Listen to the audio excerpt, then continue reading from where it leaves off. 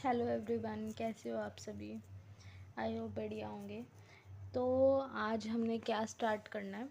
यहाँ पर हमारे पास जो है ये वाली एक्टिविटी हमारी पेंडिंग थी, है ना। यहाँ तक हमने कवर अप कर लिया था इसका सारा। ये हमारी एक्टिविटी पेंडिंग है, तो हम इसको स्टार्ट करते हैं अब। ठीक है। सबसे पहले हमें करना क्या है इसमें, तो इसमें हमें करना क्या है, ये हमारे पास ना एक सर्किट दे रखा है। ठीक है। ये जो हमारे पास एक डायग्राम दे रखा है, हमें इसमें हमारे पास तीन चीज़ें हम इसमें बारी बारी से लगाएंगे। सबसे पहले हम इसमें नाइक्रोम की वायर लगाएंगे, फिर हम टॉर्च बल्ब लगाएंगे, फिर 10 वोल्ट बल्ब लगाएंगे। इस वाले सर्किट में यहाँ पर एक्स वाई पर अप्लाई करेंगे। नाइक्रोम जैसे हम नाइक्रोम वायर लगाएंगे तो फिर हम एमीटर में इसकी रीडिंग चेक करेंगे। तो जैसे इसकी रीडिंग चेक करेंगे तो यहाँ पर जो इसके अंदर करंट है वो बहुत ज़्यादा आएगा। ठीक है, मतलब अच्छा फ्लो करता हुआ दिखाई देगा। फिर हम टॉर्च बल्ब लगाएंगे तो उसमें कम कम करंट की फ्लोइंग दिखाएगा, करंट की जो रीडिंग है वो कम दिखाएगा। फिर हम 10 वॉट का बल्ब लेंगे तो उसके अंदर जो रीडिंग है और थोड़ी सी कम दिखाएगा। तो मतलब अगर इसमें हमारे पास करंट अच्छे से फ्लो हो रहा है तो इसका मतलब इसका रेजिस्टेंस कम होगा, इसका थोड़ा सा कम होगा और इसका इसका ज़्यादा होगा, इसका रेजिस्टेंस ज़्यादा होगा, क्योंकि इसमें जो है करंट अच्छे से फ्लो नहीं कर रहा है। ठीक है, बस ये उसी के लिए ये एक्टिविटी है। अभी हमारे पास यहाँ पर ना ये लाइंस यहाँ पर मैंने मार्क करी हुई हैं। तो ये क्या कहते हैं, पेपर में क्वेश्चंस आते हैं इसके बारे में, गुड कंडक्टर क्या है, इंसुलेटर क्या है, वो चीज़ें। अ component of the given size that offer a low resistance, वो कंपोनेंट जिसका रेजिस्टेंस कम होता है उसको बोलते हैं हम गुड कंडक्टर। जिसमें बाधा कम पैदा होगी, उसके अंदर इलेक्ट्रिसिटी अच्छे से पास होगी, तो वो हमारा होगा good conductor. A conductor having the some appreciable resistance is called a resistor, जिसमें हमारे पास रेजिस्टेंस जो है थोड़ा ज़्यादा होगा, वो हमारा रजिस्टर होगा। इसके मुकाबले वो हमारा रजिस्टर होगा, वो कंडक्टर हमारा रजिस्टर कहलाएगा। उसके बाद क्या है हमारे पास, a component of a identical size that offer a higher resistance is a poor conductor. जिसका रेजिस्टेंस सबसे ज़्यादा होगा वो हमारे पास पुअर कंडक्टर ऑफ इलेक्ट्रिसिटी जाएगा। जिसका रेजिस्टेंस, जिसमें बाधा बहुत ज़्यादा उत्पन्न हो रही होगी, उसमें से तो करंट इजीली फ्लो नहीं कर पाएगा, तो इसलिए वो हमारा पुअर कंडक्टर होगा।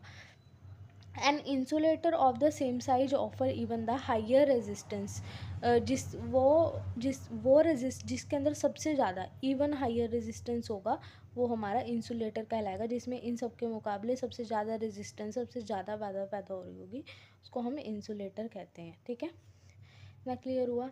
अभी हमारे पास जो रेजिस्टेंस है वो किन किन फैक्टर्स पे डिपेंड करता है। हमें कैसे पता लगेगा कि इसमें रेजिस्टेंस ज़्यादा है या इसमें रेजिस्टेंस कम है, हमें कैसे पता लगेगा। वो जो भी हमारा मटेरियल है उसके ऊपर, उसके एरिया के ऊपर या उसकी लेंथ के ऊपर, जिन जिन फैक्टर्स के ऊपर डिपेंड करेगा, वही फैक्टर्स अब हम आगे पढ़ने वाले हैं।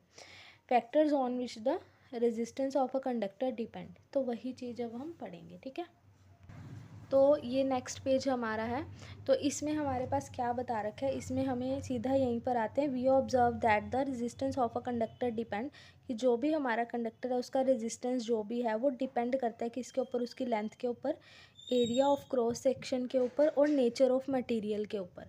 सबसे पहले कि जो हमारा कंडक्टर है उसकी लेंथ कितनी है, कितना लंबा है, फिर हम उसका एरिया चेक करेंगे और फिर हम उसका मटेरियल देखेंगे। लेंथ का मतलब मान लो मैंने इतनी लंबी वायर ले ली, तो इसके अंदर एरिया ऑफ क्रॉस सेक्शन का मतलब यहाँ से इसका जो सर्कल वाला एरिया वो कितना है, मटेरियल का मतलब ये किससे बना हुआ है, उस चीज़ के ऊपर ये हमारा डिपेंड करेगा। अभी हमें इसने पहला जो यहाँ पर हमें बताया है, क्या बताया है कि जो हमारे पास कोई भी कंडक्टर है वो डायरेक्टली प्रोपोर्शनल होता है, उसका रेजिस्टेंस जो है वो डायरेक्टली प्रोपोर्शनल होगा किसके, लेंथ के डायरेक्टली प्रोपोर्शनल होगा किसी का भी रेजिस्टेंस। ये रेजिस्टेंस जो है वो डायरेक्टली प्रोपोर्शनल होगा लेंथ के। जैसे जैसे हम लेंथ को इंक्रीज़ करते जाएंगे वैसे वैसे हमारा रेजिस्टेंस बढ़ता जाएगा। अगर हम लेंथ को बढ़ाते जाएंगे, इसकी लेंथ को इंक्रीज़ करते जाएंगे, तो इसमें करंट कम होएगा। करंट कम होएगा, ऐसा क्यों, क्योंकि रेजिस्टेंस बढ़ रहा है। रेजिस्टेंस का मतलब हमें पता है कि उसमें बाधा उत्पन्न हो रही है। अगर लेंथ बढ़ाएंगे तो रेजिस्टेंस बढ़ेगा, रेजिस्टेंस बढ़ेगा तो करंट कम होगा। इतना क्लियर हुआ। अभी आगे चलते हैं। नेक्स्ट पॉइंट में इसमें हमें क्या कहा है, इसने inversely proportional to the area of cross section. जो रेजिस्टेंस है वो इन्वर्सली प्रोपोर्शनल होता है किसके, एरिया ऑफ क्रॉस सेक्शन के। जैसे जैसे हम एरिया को इंक्रीज़ करते जाएंगे वैसे वैसे हमारा रेजिस्टेंस कम होता जाएगा। रेजिस्टेंस कम होगा तो हमारा करंट इजीली फ्लो करेगा। अब मान लो मैंने इतनी मोटी वायर ली, इसके अंदर अगर मैं रेजिस्टेंस की बात करूं, मान लो इसमें है हमारे पास 2 ओम का। जैसे ही मैंने इसका एरिया बढ़ा दिया तो अब इसका जो रेजिस्टेंस है वो रेजिस्टेंस कम हो जाएगा, वो 1 ओम हो जाएगा। ठीक है, मतलब ये मैंने लाइक एग्जांपल लिया है कि हमारे पास अगर यहाँ पर हम रेजिस्टेंस, अगर हम एरिया को इंक्रीज़ करें, एरिया को बढ़ा रहे हैं तो हमारा रेजिस्टेंस कम होगा। ये हमारा इसका सेकंड फैक्टर कहता है कि जो resistance is equal to inversely proportional to the area. अभी इतना क्लियर हुआ। अभी हम 2 टर्म्स पढ़ के आ चुके हैं यहाँ पर, क्या कि जो हमारा रेजिस्टेंस है वो लेंथ के डायरेक्टली प्रोपोर्शनल होता है। जैसे जैसे लेंथ को इंक्रीज़ करेंगे वैसे वैसे रेजिस्टेंस इंक्रीज़ होगा। रेजिस्टेंस का मतलब होता है बाधा, बाधा ज़्यादा बढ़ेगी। अगर रेजिस्टेंस ज़्यादा उत्पन्न होगा तो वहाँ पर जो हमारा करंट है वो कम हो जाएगा, करंट ज़्यादा हो जाएगा, वहाँ पे हमारा करंट क्या हो जाएगा, ज़्यादा हो जाएगा। अभी हम बात करते हैं कि अगर हमारा एरिया बढ़ रहा है, एरिया इंक्रीज़ हो रहा है तो हमारा रेजिस्टेंस कम होगा। अगर बाधा कम होगी, रेजिस्टेंस कम होगा तो करंट क्या होगा, करंट बढ़ेगा, नॉर्मल सी बात है। तो ये 2 टर्म्स हम पढ़ के आ चुके हैं। ठीक है, अभी हमने जब पीछे ओम्स लॉ करा था हमारे पास यहाँ पर ये चीज़ आई थी कि जो V/I था, जो हमारा V था वो डायरेक्टली प्रोपोर्शनल था करंट के, है ना। फिर मैं इसको इधर ले आई थी V/I। अगर आपने कल वाला टॉपिक अच्छे से पढ़ा होगा तो ये आपको अच्छे से क्लियर हो जाएगा। मैं इसको इधर ले आई थी, इधर एक कांस्टेंट बचा था जिसको मैंने R नाम दे दिया था। इसको प्रोपोर्शनल के साइन को हटाने के लिए मैं इक्वल लगा रही थी तो मुझे साथ ही साथ एक कांस्टेंट भी जोड़ना पड़ रहा था। तो अभी मैं यहाँ पर क्या करने वाली हूँ कि जो हमारा रेजिस्टेंस है वो इन्वर्सली प्रोपोर्शनल है किसके, एरिया ऑफ क्रॉस सेक्शन के। तो जैसे ही मैं इसको हटाऊंगी, इसको हटाने की कोशिश करूंगी तो मेरे पास पहले आप ये वाली चीज़ देखो ज़रा। मेरे पास 2 टर्म्स आई थी, इसको भूल जाओ। मेरे पास 2 टर्म्स आई थी, कौन कौन सी, की जो रेजिस्टेंस है वो डायरेक्टली प्रोपोर्शनल है लेंथ के और जो रेजिस्टेंस है वो इन्वर्सली प्रोपोर्शनल है एरिया के। अभी मैं इन दोनों को कंबाइन कर देती हूँ तो R will be the inversely proportional to L/A, ये आ जाएगा हमारे पास। ठीक है, अब मेरे को इस इन्वर्सली प्रोपोर्शनल, ये जो साइन है प्रोपोर्शनल का, इसको मेरे को हटाना है। तो मैं इसको कैसे हटाऊंगी, इसको हटाने के लिए मैं इक्वल यहाँ पर मैं एक कांस्टेंट एडअप कर दूंगी जिसको मैं कुछ इस तरह का स्ट्रक्चर बनाऊंगी और मैं इसको नाम दे दूंगी रियो। क्या नाम दे दूंगी, रियो। ठीक है, और ये कुछ इस तरह का सिंबल होगा। और ये जो रो है हमारे पास, हमें पता है हम लेंथ मीटर में नापते हैं और एरिया हम मीटर स्क्वायर में, ठीक है, इन्हीं में हम नापते हैं। अभी हम बात करें कि अगर हम रो एक तरह का क्या है हमारे पास, resistivity. Rho is a constant proportionality and is called the electrical resistivity of the material of the conductor. कि जो भी हमने कंडक्टर यूज़ करा उसका मटेरियल क्या है, ये अपने पास थर्ड वाला जो हम ये पढ़ रहे थे ये वो चीज़ आ गई। ठीक है, वो इसने इसमें एडअप कर दी। तो अब इसकी एसआई यूनिट क्या होगी, हमें पता है कि रेजिस्टेंस जो हमने ओम्स लॉ में एडअप कराया था उसकी एसआई यूनिट ओम हमने जोड़ी थी। ऐसा क्यों, क्योंकि इसको किसने डिस्कवर किया था, जॉर्ज साइमन ओम ने, जो कि फिजिस्ट थे, इसलिए उन्होंने अपने नाम पर इसकी एसआई यूनिट दे दी थी। अब भी हम र्यो की बात करते हैं, र्यो की एसआई यूनिट यहाँ पर हमारे पास ओम मीटर रहने वाली है। क्या रहने वाली है, ohm metre. It is a characteristic property of the material. ये मटेरियल की हमें प्रॉपर्टी के बारे में उसको शो आउट करता है कि जो हमने मटेरियल यूज़ करा है वो मेटल है, एलोए है, या कैसा है वो। ठीक है, नेक्स्ट है द मेटल एंड एलोए। तो एक चीज़ और देखना ज़रा, इससे हमें ये पता लगा, एक चीज़ ज़रा ध्यान देना कि इससे हमें ये पता लगा कि जो हमारा रेजिस्टेंस है वो लेंथ, एरिया और मटेरियल तीनों के ऊपर डिपेंड कर रहा है ना। तो यही इसका है, फॉर्मूले से हम इसको बता भी सकते हैं। अभी चलते हैं आगे। The metal and alloys have very low resistivity. जो मेटल होते हैं और एलोए होते हैं, एलोए क्या होता है, mixture of metal and non metal, कि जो मेटल और एलोए हैं उनकी रेजिस्टिविटी बहुत ज़्यादा कम होती है। लो रेजिस्टिविटी होती है 10⁻⁻8 ओम मीटर और 10⁻⁻6 ओम मीटर के बीच में लाई करती है। तो जिसकी रेजिस्टिविटी कम होती है उसके बारे में इसने यहाँ पर बताया, वो हमारे पास क्या कहलाते हैं, they are good conductor of electricity. अब जिसकी रेजिस्टेंस कम होगा उसमें इलेक्ट्रिसिटी अच्छे से पास करेगी तो उसको गुड कंडक्टर ऑफ इलेक्ट्रिसिटी बोलते हैं।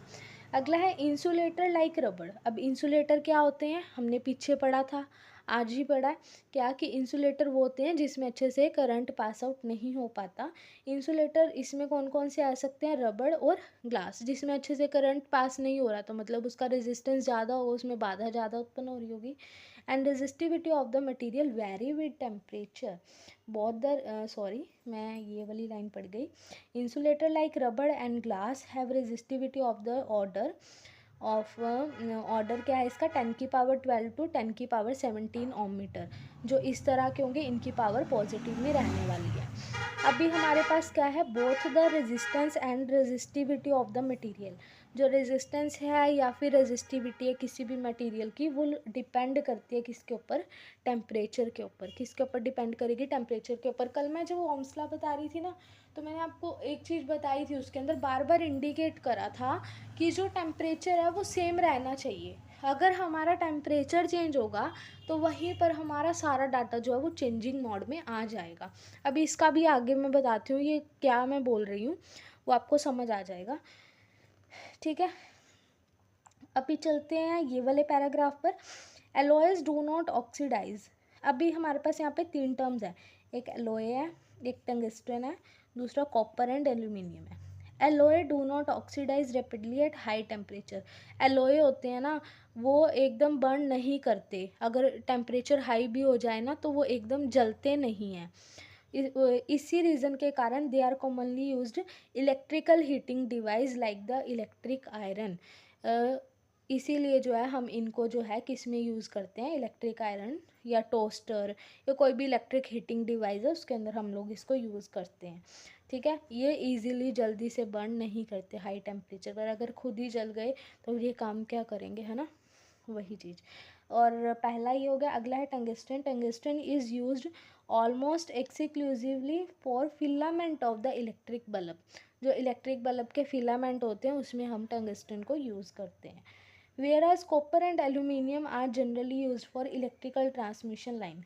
जो कॉपर और एल्यूमिनियम होते हैं हम इलेक्ट्रिकल ट्रांसमिशन लाइन के लिए हम इनको यूज़ करते हैं। अभी बताती हूँ मैं आपको कि जो एलॉय होते हैं इनका रेजिस्टेंस बहुत हाई होता है, हाई रेजिस्टिविटी होती है। और जो टंगस्टन होता है इसका भी हाई होता है, लेकिन जो कॉपर और एल्यूमिनियम है इसका लो होता है, लो रेजिस्टेंस होता है, ठीक है। तो इलेक्ट्रिकल ट्रांसमिशन में अगर रेजिस्टेंस कम होगा तभी, इलेक्ट्रिकल ट्रांसमिशन लाइन में अगर रेजिस्टिविटी या रेजिस्टेंस कम होगा तभी हम वहाँ पर इजीली करंट फ्लो हो पाएगा तो और अच्छे से इलेक्ट्रिसिटी पहुँच पाएगी, ठीक है। अभी हमारे पास यहाँ पर एक टेबल दे रखा है कंडक्टर, एलॉयज और इंसुलेटर के बारे में। कंडक्टर, एलॉय और इंसुलेटर के बारे में दिया हुआ है। कंडक्टर के यहाँ पर कुछ बता रखे हैं, एलॉय के और यहाँ पर इंसुलेटर के, और ये इनकी रेजिस्टिविटी ऑफ द मटेरियल दे रखी है, ठीक है। तो यहाँ पर हमें करना क्या है कि जो इलेक्ट्रिकल रेजिस्टिविटी है, टेम्परेचर देखो 20 डिग्री सेल्सियस है, 20 डिग्री सेल्सियस पर इसकी रेजिस्टिविटी इतनी है। जैसे हम इसके जो टेम्परेचर है इसको चेंज कर देंगे सारा डाटा चेंज हो जाएगा, ठीक है। अभी अगर इस टेम्परेचर की 20 डिग्री सेल्सियस टेम्परेचर की बात करें और फिर बताएं कि सबसे अच्छा गुड कंडक्टर ऑफ इलेक्ट्रिसिटी कौन सा होगा, तो वो हमारे पास सिल्वर रहने वाला है और पुअर इधर से हमारे पास यहाँ पर जाने वाला है, ठीक है। अभी नेक्स्ट, अभी आप इतना क्लियर आउट कर लो, फिर हम अगली वीडियो में इसके जो न्यूमेरिकल स्पेंडिंग है वो करेंगे, ठीक है। इसमें आपको कोई भी डाउट है तो आप मुझसे पूछ सकते हो, ठीक है। Bye bye students.